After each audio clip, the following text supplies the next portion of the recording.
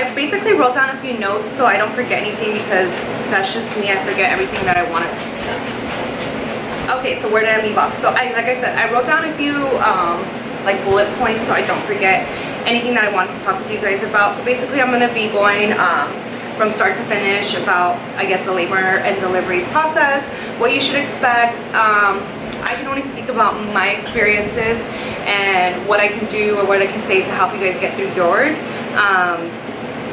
So yeah, like I said, let's jump in and get started. So the first thing that I wrote down is basically to mentally prepare yourself. I know it sounds easier than it seems easier than it sounds. I don't know if I'm saying those phrases right, but it really is not that hard. I just feel like you like, people hear all these stories, watch all these videos, and they know it's gonna be painful. But in my case, I guess I made it look way too easy. But at the end of the day, like, that's like, again, like I said, I'm only just gonna speak on my experience. But so basically, when I say mentally prepare yourself, just know, like, at the end of the day, it's gonna hurt. You're gonna get through it. You have support, whether it be your family, your friend, your significant other, the nurses, the doctor. You're gonna have somebody there to help you get through it. But if you mentally prepare yourself in your mind, like, this is gonna hurt, I'm gonna have to breathe through it, you know, we're gonna get through it together, the baby's gonna come, we're gonna be happy, like, it's gonna be okay. So you just have to, like, literally mentally prepare yourself. And see, with me, it's like, you know, not a lot of people know I suffered from anxiety. So I get anxiety, and when I get anxiety, I shut down. So I shut down everything around me, and I just try to breathe through it, and I stay quiet. And I guess that's kind of what got me through it as well, because most of the time on both my for both my deliveries, I stayed quiet. Like, I didn't, you know, yell, or I didn't, you know, do anything. I literally just, I guess you want to say meditate. Like, I just meditated to myself, like breathe through them, the contractions, it's okay. But I don't know, you just have to have, like, that mental talk to yourself, like, prepare yourself. Because if you don't, and you're not expecting anything, like, and you just let it happen, it's gonna be like boom, right in your face, like, just things are going on and you're getting all this pain and, like, all this stuff's happening. Like, you're just gonna be overwhelmed with all these emotions and overwhelmed with everything that's going on. So that's definitely the #1 tip that I would say to mentally prepare yourself for labor and delivery. It's gonna hurt, it's gonna be nasty, it's gonna be confusing, it's gonna be overwhelming, it's anxiety, it's everything. So like I said, that's the #1 thing you gotta do, is mentally prepare yourself.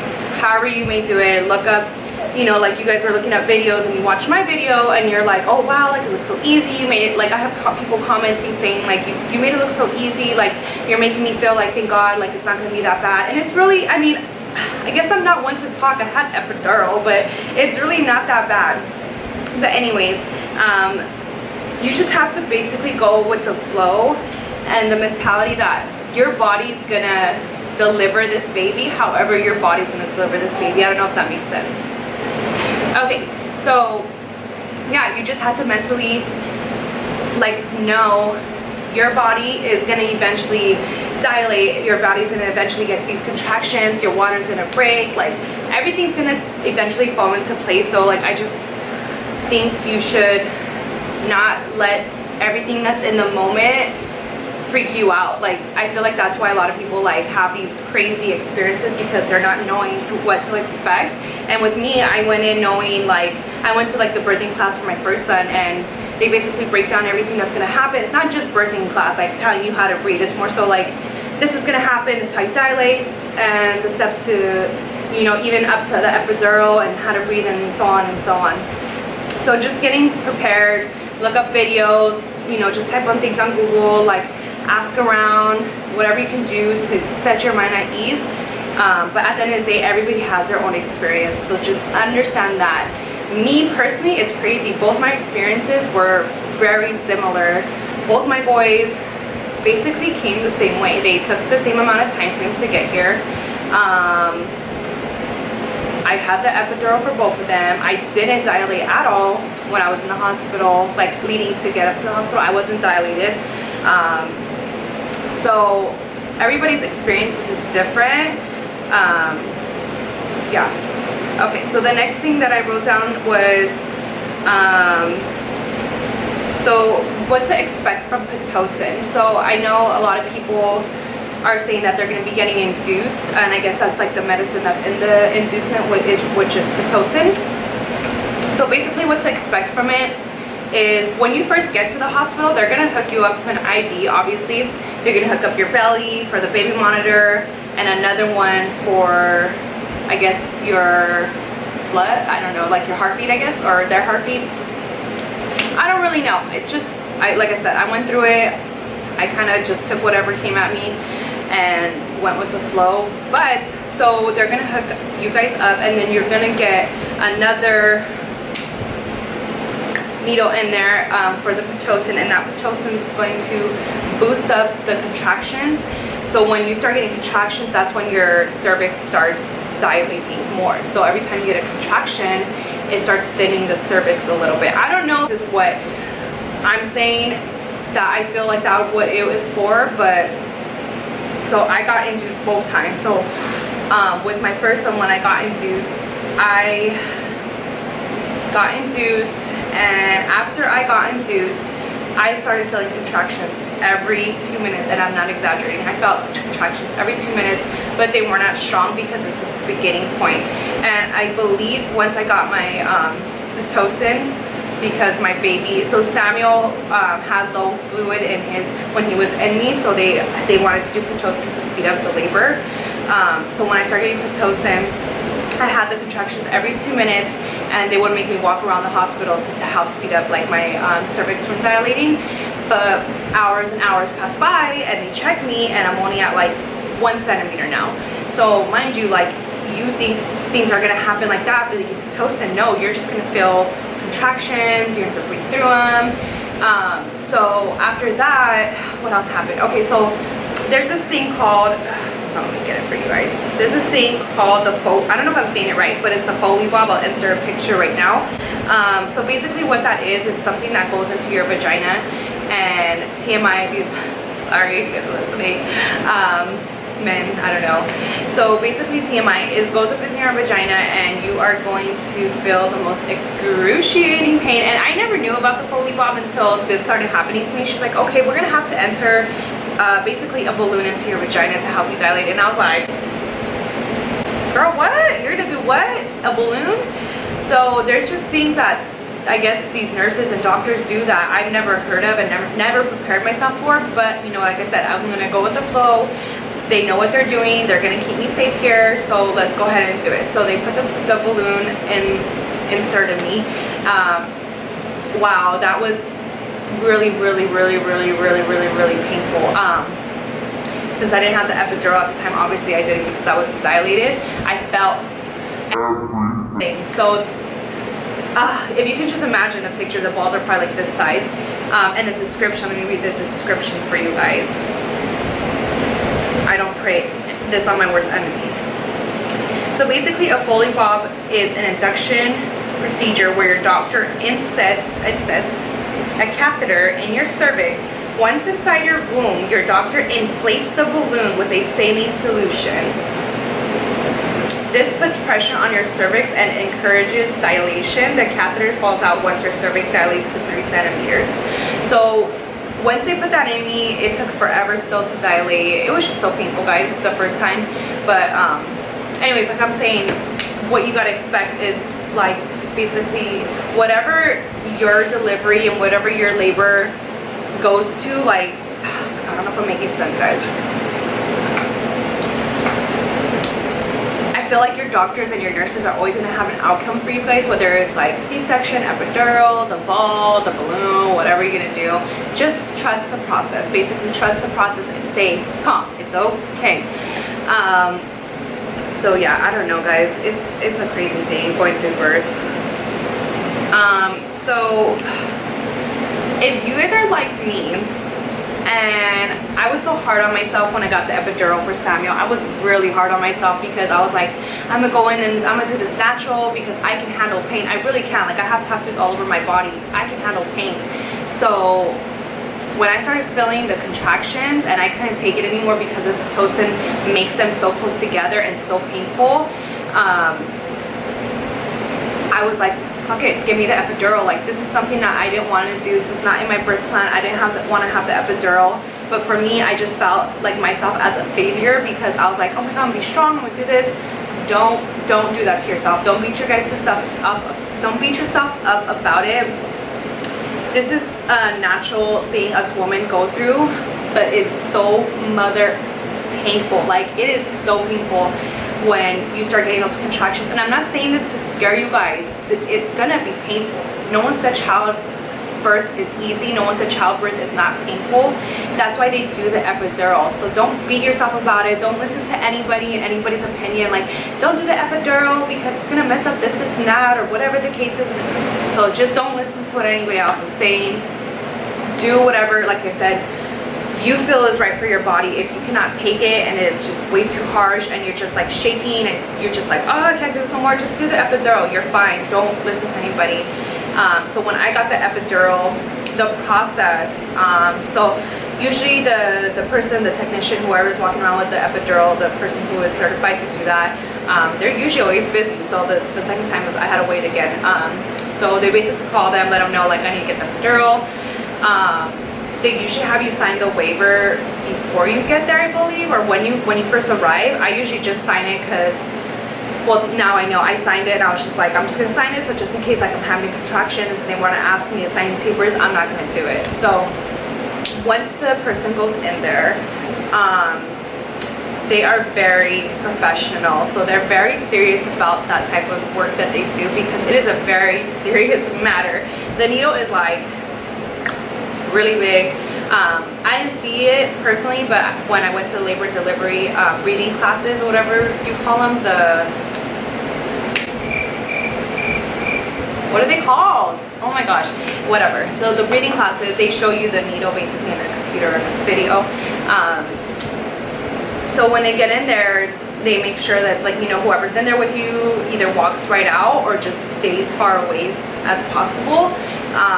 I remember the first time I didn't really have a nurse helping me, but the second time, oh my gosh, she was such a sweetheart. I still remember her name.